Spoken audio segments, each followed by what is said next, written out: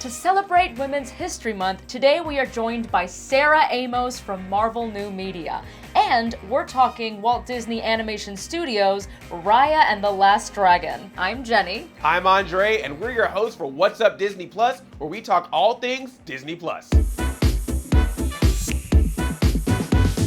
Let's welcome our first guest. She is the Vice President of Development and Production at Marvel New Media, and she's the Executive Producer of Marvel's 616 and Marvel's Behind the Mask. Sarah Amos, thank you so much for joining us today. Hey guys, thank you so much for having me. I'm really excited to be here. Well, we are excited to have you here today. Can you tell us a little bit about yourself and what got you started in filmmaking? I just love storytelling. I love picking a topic or getting to dive into an area of history or something that's interesting to me that perhaps I thought I knew. And then through the process of filmmaking, discover a whole new side of that story that maybe is unexpected, maybe brings out emotion, maybe inspires someone watching at home. Oh, that's great. And what led you to Marvel New Media specifically? I was lucky enough to get brought on as we were kind of building up the new media team. To me, it just all clicked in exactly the right way. And I was so lucky to get to join the team and really help kind of spearhead a couple of bigger nonfiction projects that started to dive more into the history and the characters and maybe sides of Marvel Comics that people didn't know existed. From movies to documentaries to comics, Marvel has told so many groundbreaking stories over the years. Are there any in particular that you've connected with the most? At the heart of what Marvel is, it is human stories, and it is about our characters, and you can put them through the ringer. So I love Moon Girl and Devil Dinosaur. I love Squirrel Girl. I think anyone who wants some humor in their comics is, yeah, see, you're in. The one that I'm absolutely obsessed with is everything X-Men. There's not a single X-Men comic that comes out these days that I'm not giddy to pick up. You helped bring some amazing nonfiction Marvel stories to Disney Plus. What made you want to bring people behind the scenes, and what do you hope they discover there? My hope is that everyone takes away something a little different, right? I think the beauty of Marvel is that there is a comic book or a character for everyone, right? You can love drama or comedy or action adventure, and you can find the thing that you connect with. And we tried to do the same thing with 616, getting to learn more about the history of kind of how Marvel Comics came to be and maybe some unsung heroes that you hadn't heard of before. Getting to watch a comic book get made. We actually follow one of our amazing writers, Dan Slott, and you get to see the artists at work, to see the way our characters and our stories can really affect people's lives. All of those are kind of real human connection and real life lessons and kind of inspirations that I hope people get to enjoy and experience when they watch the series. I loved episode 2 of Marvel's 616, Higher, Further, Faster, because it breaks down the misconception that comics are only created by men for men. So how did it feel to spotlight all of these amazing women behind Marvel Comics? That episode is so special to us. Gillian Jacobs came on really early into the series, and she has a real passion and a dedication to help telling the stories of women who were involved in industries that maybe predominantly get seen as male-dominated industries. I think for me, just getting to learn myself and become educated about these incredible creators and the journey for women throughout Marvel Comics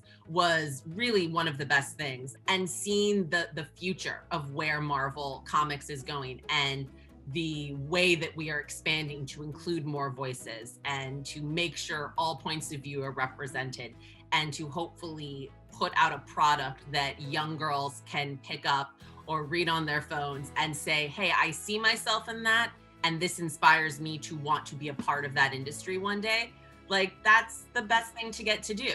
Yeah, it's really empowering because I feel like shows like this are going to make such a massive, or probably already are making such a massive impact on both boys and girls, because just 5 years ago, me wearing this shirt would get me questioned. You're a fake geek girl. You don't read the comics. You don't know what you're talking about. You're just wearing a shirt because you think it's cool. And I think with shows like Marvel 616, audiences get to see, oh, there are women, lots of women, behind some of my favorite characters and stories and people of color, just an array of people that I think the average person doesn't expect. It's a thing of it's only guys. The larger media perception has been wrong for a long time, and it is assumed that the fan base only looked like one type of person, and that has not been the case.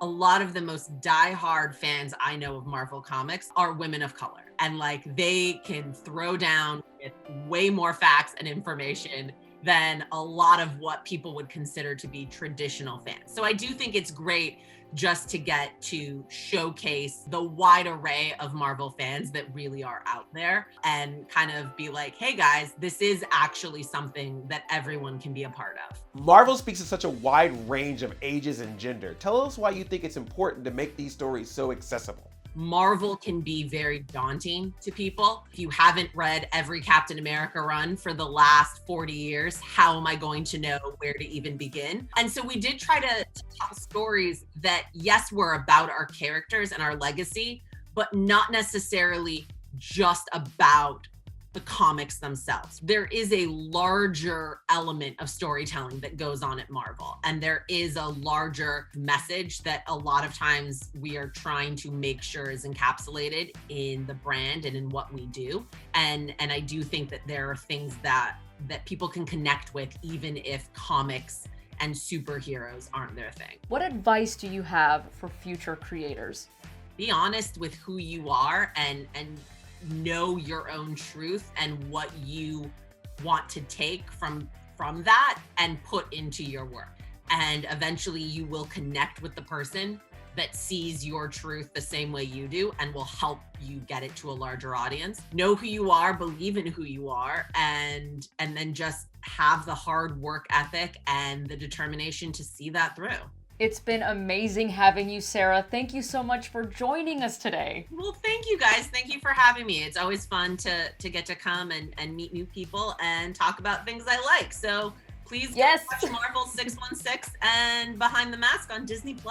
And now, here's what's new. We have new character posters for Marvel Studios' The Falcon and the Winter Soldier, featuring Anthony Mackie as Sam Wilson, aka The Falcon, Sebastian Stan as Bucky Barnes, aka The Winter Soldier, Daniel Bruhl as Zemo, and Emily Van Camp as Sharon Carter. The all-new 6-episode original series starts streaming March 19th on Disney+. This Earth Day, take a deep dive with Secrets of the Whales, an original series from National Geographic, executive producer James Cameron, and narrated by Sigourney Weaver, featuring the expansive knowledge and skill of acclaimed National Geographic explorer and photographer Brian Scarry. Secrets of the Whales is streaming April 22nd on Disney+. Now we have a special treat from the cast of Walt Disney Animation Studios' Raya and the Last Dragon. Take a look. Hi, I'm Kelly Marie Tran and I play Raya in Walt Disney Animation Studios' Raya and the Last Dragon. In honor of Women's History Month, the woman I would like to honor is my mom. She's an incredible person who left her home country to have a better life and worked so hard to teach me the importance of work ethic and just showing up for others around you, but also for yourself. Hi, I'm Gemma Chan, and I play Namari in Walt Disney Animation Studios' Raya and the Last Dragon. To celebrate Women's History Month, the woman I would like to honor is Kelly Marie Tran. She is brilliant, talented, resilient, with so much heart, and I have been so honored to work with her on this project. Now we are here with the team that brought the beautiful Walt Disney Animation Studios' Raya and the Last Dragon to life. Kelsey, Gabriella, and Shweta, thank you so much for being here today. Thank you for having us. Thank you. Thank you. You worked on the technical team for the movie, so for those who don't know, what does the tech team do? The technical director team, which is the team that we're currently on, is kind of the bridge between technology and production. It's our responsibility to make sure that we have everything that we need on a technical level in order to complete this movie. None of the work that we do actually shows up on screen, but the TDs end up touching almost every shot that comes through. We work very closely with the artists and with the engineers to make sure that the artists have what they need. It's a little bit behind the scenes, but I feel like it's just as important, and it's also super fun.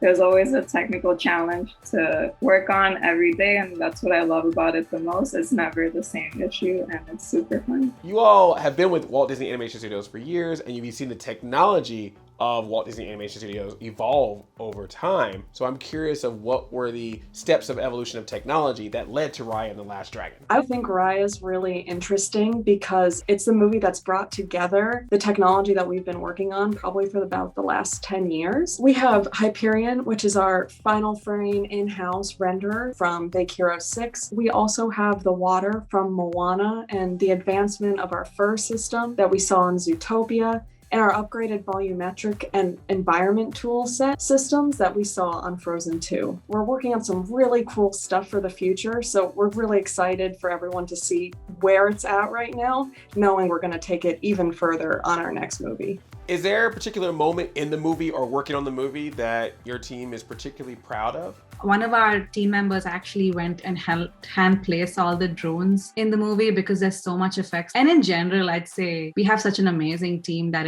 they just made it look so easy. It's just really amazing that they were able to do that, especially during really hard times. And it was very inspiring to me and made me want to be a better TD myself and a better person, just seeing how strong they were and how resilient they were. You know, I can't imagine how difficult it was to finish from people's homes. So how do you feel that your team dynamic allowed for such an accomplishment? We saw our team as humans first, and we wanted to make sure that they knew that we were always there for them, like whatever they needed. We wanted to make sure that they took care of themselves, their families, and their mental health first. Like that was very important to us to make sure that we built a really strong community. You're all part of such a strong female team. How does that empower you as individuals and collaborators? I know I'm able to do my best work because of these two right here. We had such an amazing team and we were so collaborative, and honestly, we had so much trust between us that I know that they always had my back, and hopefully the same vice versa. It really empowers me to use my voice and share my story to help inspire others that they can do this too and that they can be just as successful. I hope that in the future, like an all-female tech team will just be normal and that we just see more of it. This is not a role I was aware of when I first came to the States, and I'm hoping that with this role, I'm able to also help people who are thinking of STEM, which is science, technology, engineering, and math, see computer animation as fun and STEM as fun. And I'm hoping that this is a more accessible role in the future. The movie has so many great themes, but some things I hope that they take away from the movie are just that it's okay to ask for help, and with a strong support system, you can get through anything. Also, I'm super excited that we're also as a studio just trying to have more representation, and doing the Southeast Asian stories is super important. And I hope that we continue to do that and embrace more different stories and bring that to life. Thank you all so much for being here today and for sharing so many wonderful gold nuggets about what you do. And I know you have inspired so many people, including myself today. So thank you again. Thank you so much for having us. Please go watch Raya and the Last Dragon. You can stream Walt Disney Animation Studios' Raya and the Last Dragon on Disney Plus with Premiere Access and in theaters now. Learn more at disneyplus.com/Raya. I am feeling so inspired and empowered and ready to shatter all the glass ceilings after hearing these wonderful, talented women share their stories today. That was awesome. Yes, such inspirational stories. Thank you so much to Sarah Amos from Marvel New Media. Thank you to the amazing tech team from Walt Disney Animation Studios, Raya and the Last Dragon. You can head over to Disney Plus to check out their work, plus stream all of your favorites. And we'll see you next week. Bye, everybody. Really? A con, baby?